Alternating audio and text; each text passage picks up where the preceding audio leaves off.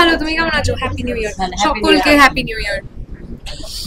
রাজনন্দিনী, দেখলাম মানে এটা কি বলবো, প্রিভিউটা দেখলাম, তো দেখলাম যে তোমার তোমার কথাকালি ডান্স ফর্ম তুমি প্র্যাকটিস করেছো। সো এইটার জন্য কি তুমি প্র্যাকটিস করেছো নাকি তুমি আগে থেকে জানতে ডান্স ফর্ম? না না না, অ্যাকচুয়ালি কথাকালি আগে থেকে জানতাম একদমই নয়। শুটিং এর সূত্রেই আমার শেখা শেখা বলতে খুবই অল্প, মানে আমি সারফেসটুকুও স্ক্র্যাচ করতে পারিনি, এত পুরনো একটা হেরিটেজ আর্ট ফর্ম। খুব হেল্প করেছেন, আমার সাথে পারফর্মও করেছেন দীপেন্দু স্যার। উনি রয়েছেন আমাদের এখানে, উনি ভীষণ বড় পারফর্মার এবং টিচার। খুব ভীষণ ডিফিকাল্ট, মানে আমি একদমই, মানে অনির্বাণদাও ওই গেট আপটাও নিয়েছে, আমরা দেখতে পাবো। বাট ইটস অনেস্টলি ইটস ভীষণ ডিফিকাল্ট একটা আর্ট ফর্ম, সেটা রেডি হওয়া থেকে পারফর্ম করা থেকে জামা থেকে বেশভূষা সব কিছু। But it was honestly it was a great challenge, আর খুব মজা হয়েছে আমার। একেন বাবুতে এসে কেমন লাগছে, মানে একেন বাবুতে জয়েন এই ফ্র্যাঞ্চাইজটার একটা অংশ হয়ে দেখো, ডেফিনেটলি খুব ভালো লাগছে। আমি অনির্বাণদার সাথে এর আগে একটাই কাজে শুটিং করার সুযোগ পেয়েছি। অনির্বাণদার সাথে স্ক্রিন শেয়ার করা, বা অনির্বাণদা, সোমক, সৌত্র, রাহুল দা, আমি মানে সবাই এরা আমার খুব প্রিয়। এই ট্রায়োটা আমার মনে হয় আমাদের সবার প্রিয়। তো এদের সাথে তাল মিলিয়ে একই পর্দায় কাজ করার সুযোগ পাওয়াটা আমার কাছে খুব বড় কথা। জয়দীপ স্যারের সাথে আমার একবার কাজ হতেও হয়নি, তো আবার সেই সুযোগটা ঘুরে এলো। এটা আমার কাছে খুব বড় একটা পাওনা। খুব খুব থ্যাঙ্কফুল আমি হইচইয়ের কাছে, পুরো কাস্টিং টিমের কাছে, জয়দীপ স্যারের কাছে খুব খুশি আমি। আর যখন জয়দীপটা তোমাকে ফোন করে বললো যে একেন বাবুর পার্ট হতে হবে, তোমার মানে তুমি কি জাস্ট একেন বাবুর পার্ট হতে হবে শুনেই হ্যাঁ করে দিয়েছো, নাকি স্ক্রিপ্টটা আগে পড়েছো বা তোমার চরিত্রে কি করার আছে না করার আছে সেটা আগে? দেখো, সেটা আমরা ডেফিনেটলি সবাই, আমার মনে হয় আমরা জিজ্ঞেস করি। কিন্তু যদি আজকে কোনো কাজ আমাকে অফার করা হয়েছে আর সেটা আমি অ্যাকসেপ্ট করিনি, আমি অবশ্যই ফোন কলটা এটা বলে এন্ড করি যে আমাকে ভাবার জন্য অনেক অনেক ধন্যবাদ, কারণ অনেক অভিনেতা অভিনেত্রী আছেন, তা সেটা জেনেও বা যদি কেউ মনে করে থাকে যে I was fit for a particular part, আমার মনে হয় সেটা প্রথমত একটা খুবই কৃতজ্ঞতা জানানোর একটা বিষয়। কিন্তু তারপরেও অবশ্যই মানে নিজেকে কতটা তুলে ধরতে পারবো গল্পে, আমার সেই জায়গাটা আমাকে কেউ দিক না দিক, আমি সেটা নিজে তৈরি করে নিতে পারবো কিনা, সেটার জন্য একটুখানি স্ক্রিপ্টটার একটুখানি গল্পটা জানা খুবই দরকার। আমি স্যারকে খুবই সোজাসুজি জিজ্ঞেস করেছিলাম, খুবই frank Joydeep sir as a person, he's honestly মানে he's a blast on set also. আমি স্যার খোলাখুলি জিজ্ঞেস করেছিলাম, আমি স্ক্রিপ্টও চাইনি, কিচ্ছু চাইনি, আমি জাস্ট বলেছিলাম স্যার আমার পাঠ আছে তো? স্যার হেসে বলেছিলেন আরে হ্যাঁ রে আছে, that's it, that's all. Shooting এর এক্সপিরিয়েন্স যদি বলো। হ্যাঁ, শুটিং অ্যাকচুয়ালি আমি পুরী অনেকবার গেছি। পুরী বলতে গেলে আমি আর আমার মা বাবা মাসে একবার করে অন্তত আমাদের যাওয়া হয়, তাই পুরী হয়তো অনেক গেছি, কিন্তু আমি একটা জায়গায় যাইনি, সেটা হচ্ছে কোণার্ক। তো ইট ওয়াজ বিউটিফুল, মানে সত্যি আমরা মন্দির এত হেরিটেজ সাইট দেখার সুযোগ পেয়েছি। শুটিং দেখার আমার একটা অদ্ভুত নেশা এমনিই আছে, মানে আমি আমার পার্ট শেষ হয়ে গেলেও বা আমার পরের দিকে কাজ থাকলেও আমি অনেকটা আগে যাওয়ার চেষ্টা করি যাতে আমি শুটিং দেখতে পারি, কারণ নিজের অজান্তে অনেক কিছু শেখা যায়, মানে ইনভাইট করা যায় নিজের মধ্যে। তো সেই কারণে আমি অনেকটা সময় আমার প্রত্যেকটা সেটেই কাটাই। এখানে আরও কাটাতে ইচ্ছে করেছে, কারণ সারাক্ষণ একটা হাসির মজার একটা আমেজ থাকতো, আর এত সুন্দর সুন্দর সাইটস আমরা দেখেছি, এত ভালো ভালো জায়গায় শুটিং করা হয়েছে, ওয়েদারটাও দারুণ ছিল, তেমন গরম পাইনি যেই সময় আমরা গেছি। খুব ভালো লেগেছে। প্লাস শুটিংয়ে 2-3 দিন আমার মাও এসেছিলেন দর্শন করবেন বলে। It's a great time. পুরো টিমকে first of all happy new year. ঠিক আছে, তো আশা করি তোমাদের খুব ভালো কেটেছে। আর নতুন বছরে একেনে নতুন রিলিজ নিয়ে তোমরা আসছো, মানে সবাই কতটা এক্সাইটেড?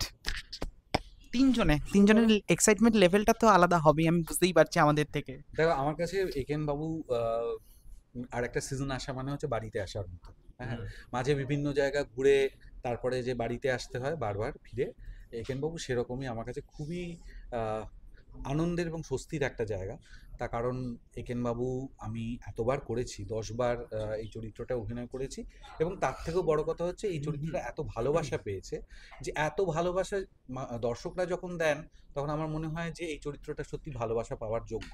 তো সেই রকম একটা জায়গায় আবার ফিরে আসা, এটা যতটা আনন্দের ততটাই সেটা। অনির্বাণ দা, একেন বাবু এমন একটা সিরিজ যেটা সাইমেন্টেনিয়াসলি থিয়েট্রিক্যাল সাকসেস পেয়েছে অ্যান্ড ওটিটি সাকসেস পেয়েছে, মানে এরকম সিরিজ খুব কম আছে যেটা ঠিক, ঠিক। মানে যেই একটা ক্যারেক্টারকে নিয়ে দুবার হয়েছে, দুটো প্ল্যাটফর্মে হয়েছে। তো তোমার কি মনে হয় যে কি এটার ইউএসপি যে এত সাকসেস পাচ্ছে, এত মাসের সাথে কানেক্ট করছে? এটা অনির্বাণ দা বলতে পারবেন না, আমি বলছি। হ্যাঁ বলে দাও, বলো। সিক্রেট একটাই, অনির্বাণ চক্রবর্তী।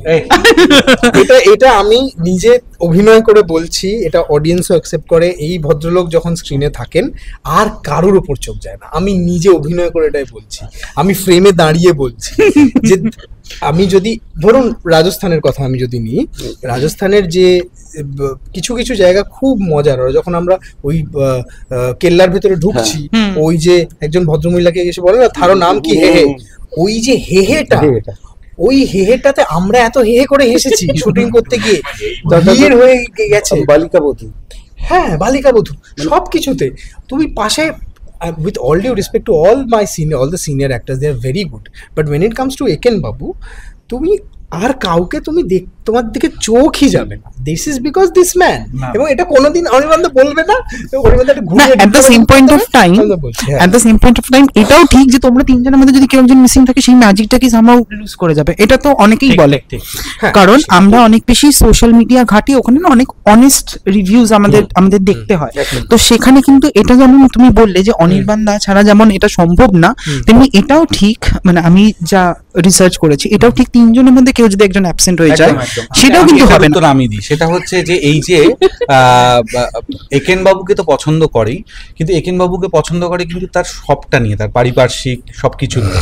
এই যে তিনজনের একটা কেমিস্ট্রি এবং তিনজন আলাদা প্রফেশনের মানুষ, তারা হঠাৎ করে বন্ধু হয়ে গেছে কোথাও, হ্যাঁ, এবার এই যে তাদের কেমিস্ট্রিটা, মানে ইভেন একেন বাবুর কেমিস্ট্রি উইথ বাপি বাবু একরকম আর উইথ প্রমথ আরেক রকমের, এইটা খুব এনজয় করে। হ্যাঁ, এইটা কখনো যদি মিসিং হয়ে যায়, এবার এরা দুজন কিন্তু কেউই সহকারী না, এটা বন্ধু ইন রিয়েল সেন্স। অন্য জায়গায় যেখানে হয় যে একজন ডিটেকটিভের অ্যাসিস্ট্যান্ট থাকে, এরা কিন্তু কেউ অ্যাসিস্ট্যান্ট না, এরা অন্য প্রফেশনের দুজন মানুষ, যারা একটা তাদের মধ্যে ঝগড়া হচ্ছে, এই হচ্ছে সে হচ্ছে, কিন্তু তবু তারা একটা ইউনিটের মতো একসাথে রয়েছে। এইটা দর্শকরা প্রচন্ড এনজয় করে, এবং এটা এই ট্রায়াল সেটা একটা বৈশিষ্ট্য। আর বেশি সময় নেব না, প্রচুর ইন্টারভিউজ দিতে হচ্ছে, একই কথা বারবার বলতে হচ্ছে। লাস্ট দেখো আমরা বুঝি তোমাদের কষ্টটা, বুঝি। লাস্ট দর্শকদের জন্য যদি কিছু অ্যাড্রেস করে দাও। দর্শকদের জন্য আপাতত এটাই বলবো, আমরা তিনজন মিলেই এই কথা যে একেন বাবু পরবর্তী যে সিজন, যেটা 8th সিজন, সেটা আসছে 23rd of January। তো আমরা সবসময় এন্টারটেইন করতে পেরেছি এখন অবধি, এবং ওটাই আমাদের লক্ষ্য থাকে যে একেন বাবু একটা রহস্য গল্প বটেই, কিন্তু তার সাথে সাথে ইকুয়ালি এটা একটা ট্রাভেলগ, তার সাথে এটা একটা খাওয়া নিয়ে হ্যাংলামো, তার সাথে একটা ছেলে মানুষই, এবং এমন একটা কিছু যেটা দেখতে খুব মজা লাগে। তো আমরা আশা করছি যে সেইটা আমরা বজায় রাখতে পারবো। আবার 10ম বার অ্যাকচুয়ালি 8th সিজন হলেও ফিল্ম দুটোকে যদি ধরে নিই, তাহলে এটা 10th time we are coming with Eken Babu and Eken Babu দুই বন্ধুকে নিয়ে নতুন একটা ঘটনা নিয়ে। তো সেটা আশা করি আপনাদের সবাইকে, আপনার ভালো লাগবে, আপনাদের সবার। তোমার একেন বাবু ফ্র্যাঞ্চাইজে তোমার প্রথম কাজ বলা যেতে পারে, তো মানে কেমন লাগছে বিং পার্ট অফ ইট? খুব আনন্দ হচ্ছে, তার কারণ অন্য যে কাজগুলো করি সেগুলো সহজ খবর রাখে না, কিন্তু একেন বাবু করছি শোনার পর থেকে ওর মধ্যে একটা প্রচন্ড এক্সাইটমেন্ট। কারণ একেন বাবুর সাথে আমি জানি না, এখনকার বাচ্চাদের একটা মনে হয় বিশেষ মনের সম্পর্ক তৈরি হয়েছে। সেই বাচ্চাদের কাছে আমার আজ পর্যন্ত কোনো কাজ পৌঁছয়নি। মানে চিরদিনই তুমি যে আমারও যদি বলো বা অন্য সিনেমা বলো, তাতে একটা কিছু অ্যাডাল্ট কন্টেন্ট আছে, সেটা সবার বোঝার নয়। কিন্তু একেন বাবুতে আমি এবার তাদের কাছে পৌঁছবো যারা আমার ছেলে মেয়ের বয়সী, সেটা একটা এক্সট্রা এক্সাইট। একেন বাবুর যারা ফ্যান ফলোয়ার্স তারাও জানে একেন বাবুকে সহ্য করাটা খুব সাংঘাতিক, মানে সেটা একটা তার ক্রেডিট। তো একেন বাবুকে সহ্য করে কি মনে হচ্ছে? একেন বাবুকে সহ্য করাটা মানে, আমরা তো আমাদের যেটা সমস্যা হচ্ছিল, আমরা অভিনেতা হিসেবে মোটামুটি ঠিক জানেন তো, ভুল করি না, কিন্তু এই অনির্বাণ দা যখন এগুলো শর্টগুলো দিচ্ছিল আমরা হেসে ফেলছিলাম। তো কিছুতেই সিন আমাদের, কখনো কখনো সূর্য ডুবে যাচ্ছে, জয়দীপ তার মাথা ঠিক রাখতে পারছে না, কিন্তু জয়দীপটা কি করবে, জয়দীপটা নিজে হেসে ফেলছে। এবং সেখানে পদ্মনাভদের স্ক্রিপ্টটা এত ভালো, সেখানে মানে একজন অ্যাক্টরকে তো ভালো সংলাপ পেতে হবে, তাই তবেই সে ডেলিভার করবে। তো সব মিলে একেবারে দুর্দান্ত, মানে তবে আমাদের খুব সমস্যা হতো এখানের ওই দুষ্টুমিগুলো সহ্য করতে। আর একেন বাবু মানে খাওয়া দাওয়ার একটা ব্যাপার আসে, ঠিক আছে? তো তোমরা অফ ক্যামেরা একটা খাওয়া দাওয়ার যদি কোনো একটা ভালো কিছু স্মৃতি শেয়ার করো আমাদের সাথে। আমরা অফ ক্যামেরা মানে উড়িষ্যাতে গিয়ে উড়িষ্যার একটা স্পেশাল থালি আছে, দালমা থালি। ওরা ডালটাকেই দালমা বলে, সেই দালমার থালিটা আমরা বহু খুঁজে তারপর একটা দোকান থেকে গিয়ে খাই, এবং আমাদের ডিরেক্টর জয়দীপ দা, অনির্বাণ দা, আমরা সবাই খেতে খুব ভালোবাসি। সুহত্র আর সমকও গেছিল। তো আমাদের স্পেশাল খাওয়া দাওয়া হয়েছিল উড়িষ্যার দালমা থালি।